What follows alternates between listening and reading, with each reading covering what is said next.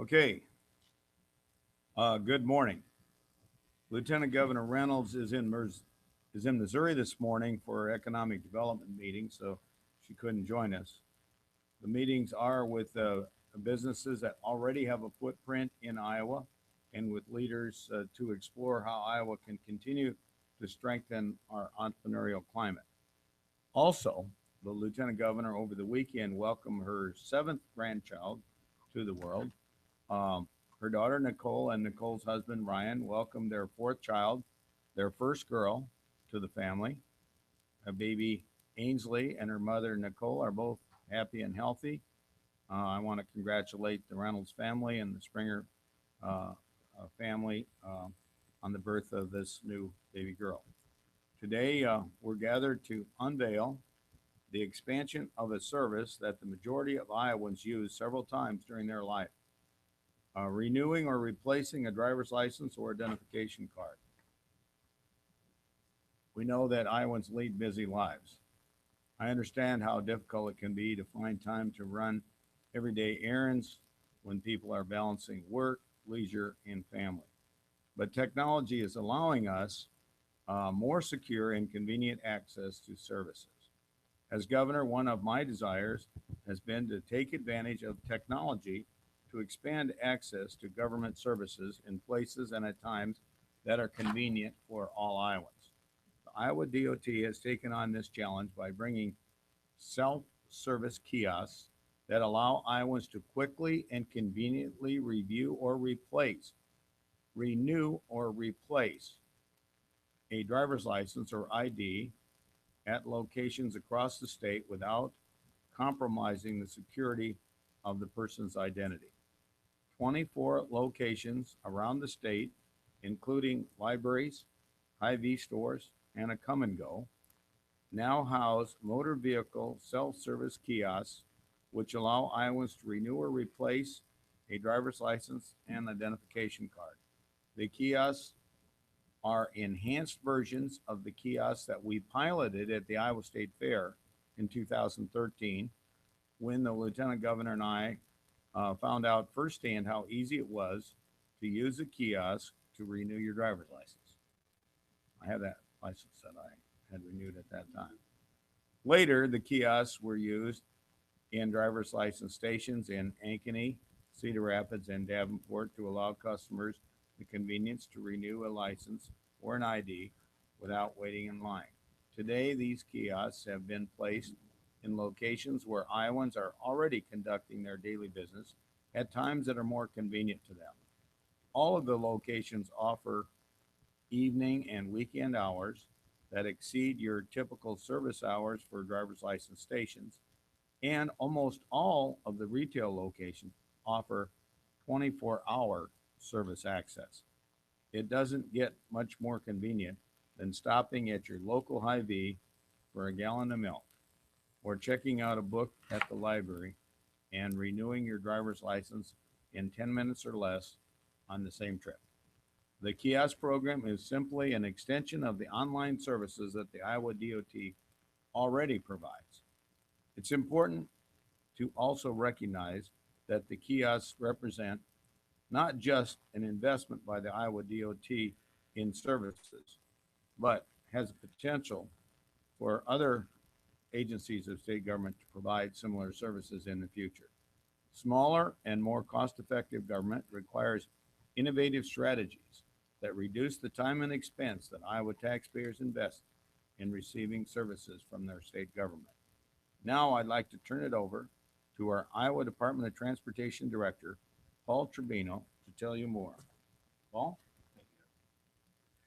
Thank you very much, Governor. As the governor mentioned, the kiosk program began in 2013 at the Iowa State Fair. Since then, 4 kiosks in our pilot program have recorded nearly 10,000 transactions. We have heard many positive comments from our customers about how quick and easy they are to use. Iowa DOT's self-service kiosks were designed with customer security and ease of use in mind. They utilize a touchscreen technology to allow the customer to enter their information, include built-in cameras which allow the users to update the photo on their driver's license or ID. Facial recognition software works to combat against potential fraud and identity theft, the kiosk compares the photo taken during the transaction to the customer's last image of record to make sure that person who is who they say they are. The customer is not allowed to complete the transaction unless the image is successfully verified. With 24 kiosks now in place, services have been upgraded. Previously, the terminals only allowed the customers to renew or replace their driver's license or ID. Now, customers can also replace their card if they need to change an address, remove the under 18 or under 21 designation if no longer applicable, or replace a card that has been lost. Payment on the machine is made with a swipe of a debit or a credit card, while the kiosk will provide a receipt of proof of transaction. Customers should also hold on to their existing card until their new license or ID arrives in the mail. Expansion of the kiosks offer a unique way for Iowa DOT to meet the needs of Iowans in additional locations during extended hours without added staff costs or location overhead. Eligible Iowans now have another convenient way to renew their card without having to drive to an issuance site, giving them precious time back in their busy day. Since the Iowa DOT has instituted renewals both online and through kiosks, congestion has lessened at many of our driver's license issuance locations. This reduction in congestion saves time for customers who will still need to come to the station to receive in-person service. We are proud to serve citizens of Iowa and continually strive to enhance Iowa DOT services to best meet the needs of our customers. I would like to thank our partners, some of which are here today, from Hy-Vee, Come and Go, and public libraries across the state, who are one of the first to host an Iowa DOT kiosk. Your partnership has helped us put choice, convenience, and control over access to government services into the hands of our customers. Now I'd like to turn things over to one of our partners, Daryl Eshty, Director of the West Des Moines Public Library, to say a few words.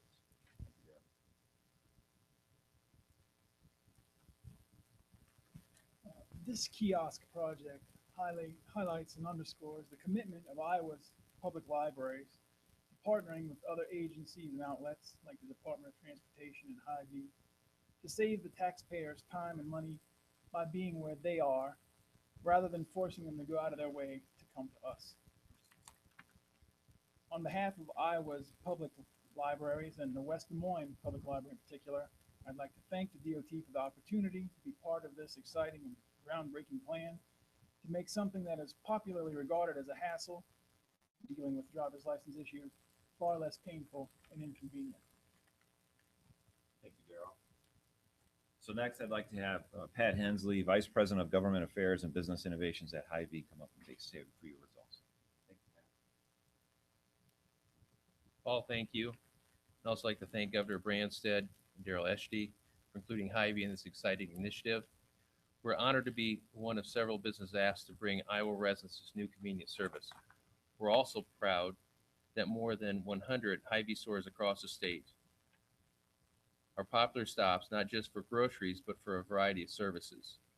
Whether it's through our quick care clinics and pharmacies or dry cleaning and mail services, we're always looking for ways in which our stores can be a one-stop shop for customers. We've been in business for 85 years, and service has been our backbone. Bringing this service to our customers, that they can use this 24 hours a day, 7 days a week, is important not only to our company, but to our customers. So thanks to the Iowa Department of Transportation, we're able to expand the offerings our stores provide in a unique way. Thank you. And there's a helpful smile in every aisle. That logo, by the way, has been in use for over 50 years. I don't think any other company can brag about that. So questions on this subject?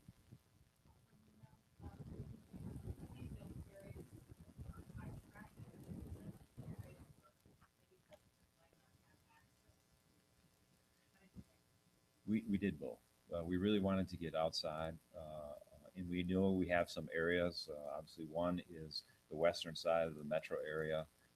Waukee, West Des Moines are obviously one of the key areas for us, and that's true in other areas of the state where we try to really get at what we know are high use areas, areas that are growing, but also even areas that either drew rural or a more rural location that offered a service that would provide the opportunity to get a driver's license or an ID really at a much more easier time.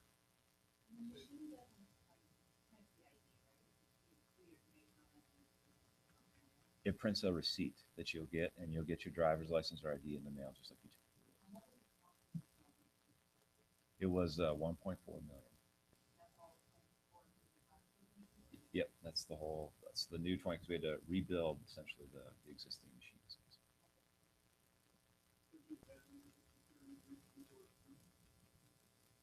We have not.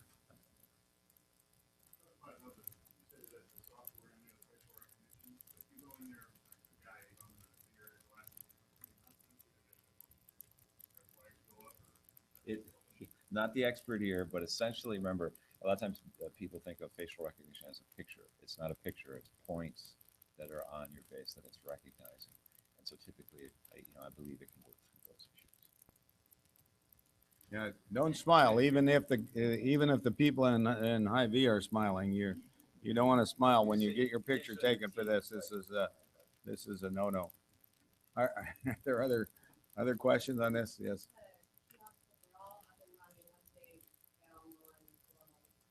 We finished the last installation this past Thursday.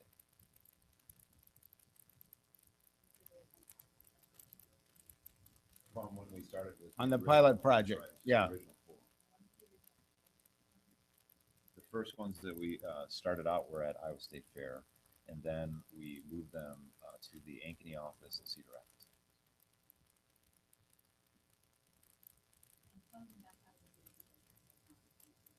Right, it's out of the DOT budget. Other- That's where their budget comes from. Other questions? Any other questions on this subject? And we'll take questions on other subjects as well. Okay.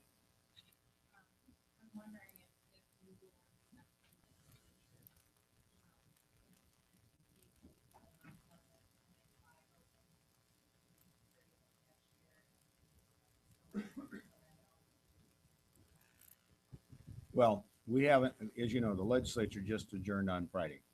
And we have not received any of these bills. Once we receive them, we have 30 days from the time they adjourn to make a decision.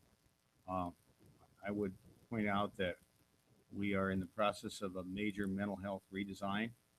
We approved that about 3 years ago. We think this is going to give us a better system to deliver more effective services to mental health and people with mental health and and developmental disabilities issues. And we're going to review everything in light of what makes sense and how we can provide the best services to the people of Iowa. That's right. We intend to move forward, not move backwards. We don't want to go back to the way we delivered mental health services back in the 19th century when we built these big institutions and we warehoused thousands of people. That's not the way you want to deliver services today. We want to have services designed to meet the needs of the individuals and specifically in a way that can be the least restrictive and hopefully either at home or locally when possible. Sometimes with more severe conditions, they have to be in a more secure situation. But we want it to be very personally designed to meet the needs of the individual that has the mental health or developmental disabilities issue. Well, I'm not going to speculate on this until I have a chance to carefully review and analyze how it all fits together. I'm going to look at the entire budget and what is sustainable over the long term. Remember, we put together a budget for the biennium, and I submitted to the legislature on the second day of the session. It's based on 5-year projections. And I'm going to continue to look at things from what is the best way to deliver service in the most efficient and economical way to meet the needs of Iowans over the long term. Well, I don't like the idea of one-time money. The problem with one-time money is you really can't use it for salaries because it's not going to be there the next year. And that's part of the problem we inherited from the previous administration they'd used a lot of one-time money for ongoing expenses, and we had a big hole to dig out of. I don't want to get back into that kind of a approach, and so consequently, I think you got to be very careful about that. We're not going to make any decision until we have the bills. We have an opportunity to carefully review and determine what makes the most sense. But I want to assure school districts they're going to have a reliable, sustainable source of funding for the long term. And I believe the legislature should have approved funding for the fiscal year 2016-17 for schools. Actually, it's required by law. That should have been done this year. I don't want to see another year spent fighting over the level of funding. I think we need to focus on substantive issues and policies that are going to help improve education and student achievement in our state. We're not going to make any of those kind of decisions at this point in time. I guess my feeling is the legislature just completed its work on Friday. I know they had a very difficult time coming together, and I know there are some strong feelings on both sides. But I'm the chief executive of the state. I've heard from schools and I've heard from Iowans that they don't like this constant fight. They want us to come together and they want us to work to do within what's,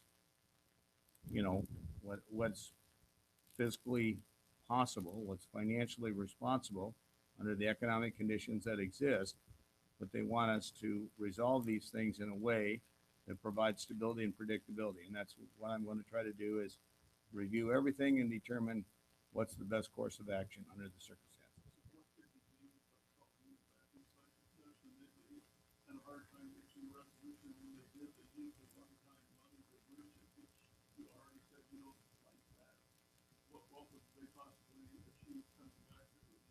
Well, I'm not gonna speculate in that.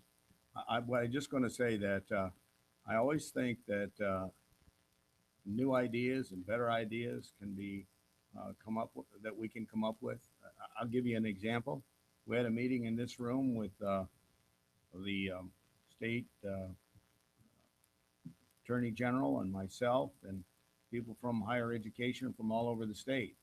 And there's a real issue with distance learning, and it was going to create a huge cost and an impediment for distance learning for many of our colleges and universities, our state universities, our private colleges, and our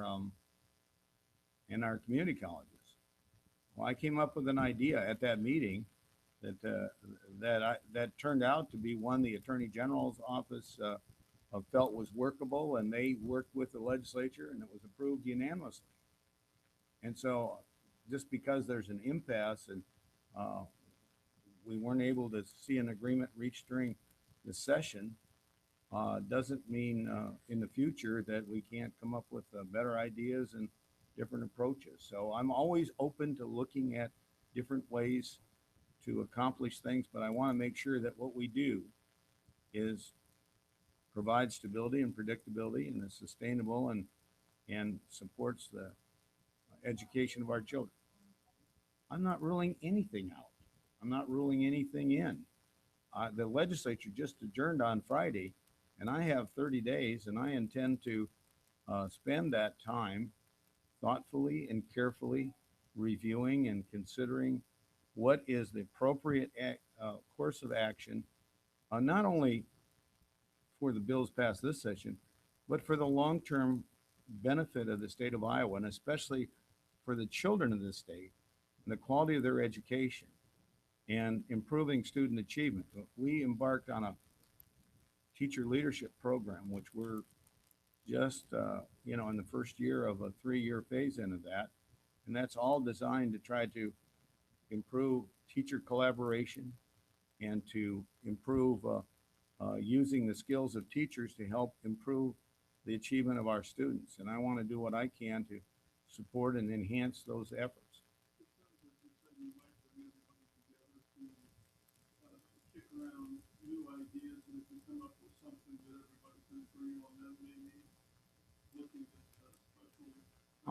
I'm not going to speculate. You all can speculate all you want to, but I'm going to just wait until I receive the bills, and then I'm going to carefully review and consider all of the options and try to choose the course of action I think that makes the most sense. And I do intend to consult with a lot of people in that process and hopefully can make the best decision to meet the needs of Iowa and especially the school children of our state who we want to give them the best educational opportunities possible. The question would be, why wouldn't these meetings have been held, say, in April or May, when it was obvious they were coming together? Well, there were a lot of discussions and a lot of meetings, but I'm one that thinks just because the legislature's gone home doesn't mean that we should stop thinking about new approaches and new ideas and how we can better deliver services. I mean, that's exactly what we're doing with the mental health redesign. That's what we're doing with this new way of delivering driver's licenses. We can't always be stuck in the past. This idea of the status quo forever, uh, that's not how you progress. That's not how you grow. You know, I know people hate change, but they love progress. And we need to show them sometimes that there's a better way to do things. And that's why I'm excited about what we just announced today and how we're partnering with the private sector, with libraries and with Hy-Vee to be able to deliver this service and deliver it in more convenient places and longer hours. So,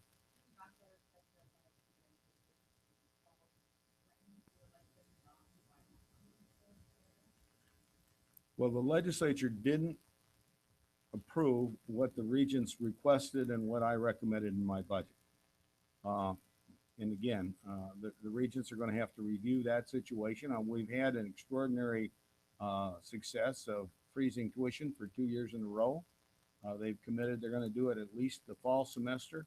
That'd be a significant achievement in and of itself. But you know, I'm not going to second guess what the regents feel they need to do to meet the needs of higher education in this state. But I'm very proud of the fact that we've made significant progress in trying to reduce student debt and have more access to higher education opportunities in our state.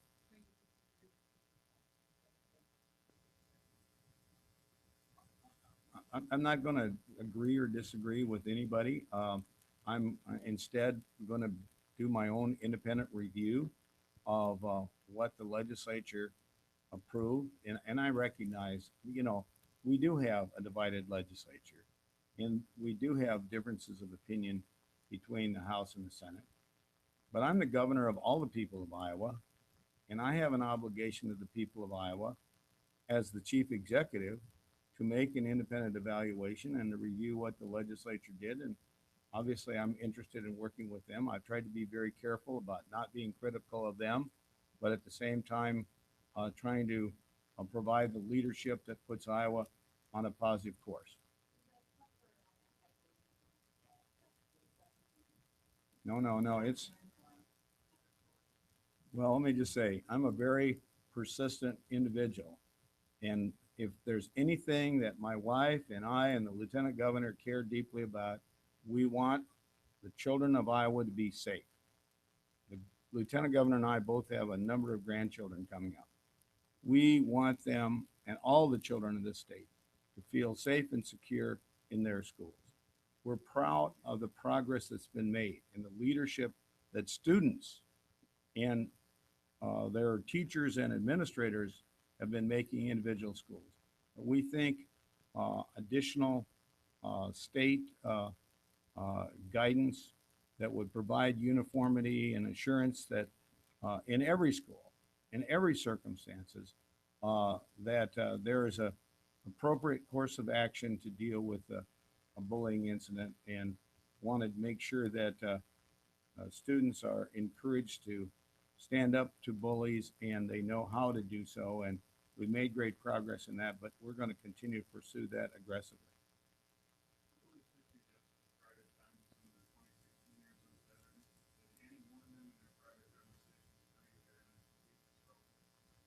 We didn't talk about that, but I did have a chance to visit with them first of all, I want to say I thought it was a great event. Joni Ernst has put together I think a really neat concept. First of all, Iowans love pork. By the way, I was with uh, Cal, Calcavecchia as he won the Cal Czechoslovakia. Well, that's hard to say. Um, as you know, he won the principal charity golf tournament wearing bacon pants. Uh, and we also had the World Pork Expo over the weekend, and then we had the roast and ride, uh, in, kind of commemorating Joni's famous squeal ad. And pork is king in Iowa, and and I'm not talking about the kind that they do in Washington D.C. I'm talking the ones that we raise here and that we eat, and they're tasty. Uh, but I thought, and I heard all seven of the candidates, and I did have an opportunity to have some private conversation with several of them. But I thought they did very well. Um, I certainly want to commend Governor Perry on his concept of doing something special for veterans and the fundraiser they did for the Puppy Jake Foundation. Um, but I was, Governor Walker and I are good friends, and I had a chance to visit with him. Had a chance to visit with Governor Huckabee. Uh, I thought Senator Graham always has a great sense of humor, and he has a very clear message. And Carly Fiorino, I thought she also did a great job. So I think every one of them that was there did well. And I guess others had other conflicts that they couldn't get there. I know, for instance, Governor Christie will be at the Polk County Republican event this week. The Lieutenant Governor will be there. I'm going to be with Gary Lynch up in Decorah that night. So I can't get to everyone, but I think we have I think we have a country that needs new leadership. The country is in deep trouble because we're $18 trillion in debt, and the present leadership is not interested or willing to address the real challenge of that. And then you look at our foreign policy, and you look at, well, when Ronald Reagan was president, liberty and freedom was on the march all over the world, and today it's ISIS and Iran and Russia that's on the march, and freedom's on the retreat. And so America has lost respect and support in the world, and I think we need to reestablish leadership.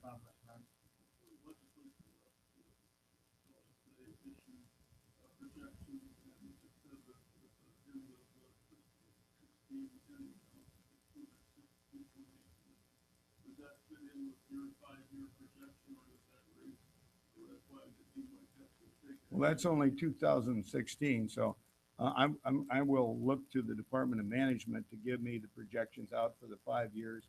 We'll review all of that, and we'll review what is sustainable. But we anticipated that when we passed teacher leadership and property tax relief, that we were making multi-year commitments that were priorities of the people of Iowa to reduce the property tax burden and to invest in improving education by rewarding teachers that take on more responsibility and improving student achievement. And we intend to continue those commitments, but we also need to control the costs of government in other areas in order to be able to fund those commitments in the future years. No, it doesn't. Well, first of all, I'll look to the Department of Management, and that's why I say we're going to reserve judgment until we see all these bills and we get a chance to project out what their costs will be in future years. But we anticipate, and I would also point this out, farm income is projected to be down 32% this year. The price of corn is well below the cost of production. And we have this bird flu problem that's going to cause significant loss as well. the combination of that could have a significant impact on the farm economy. Now, we're proud of the fact that we have record employment in the state. The unemployment rate's down to 3.8%. So we have some good things going, but we also have to look at agriculture, which is it's very important part of the Iowa economy, and land values have dropped 15%, are likely to continue to drop. So in light of that, we've got to be very careful about the impact of these spending decisions. And that's the reason why we're going to spend the time, carefully review and evaluate, and we'll be glad to report to you as we reach conclusions on each of them. And I guarantee you, we'll do all of that within the 30-day window that we have from last Friday. Thanks, Governor. Thank you.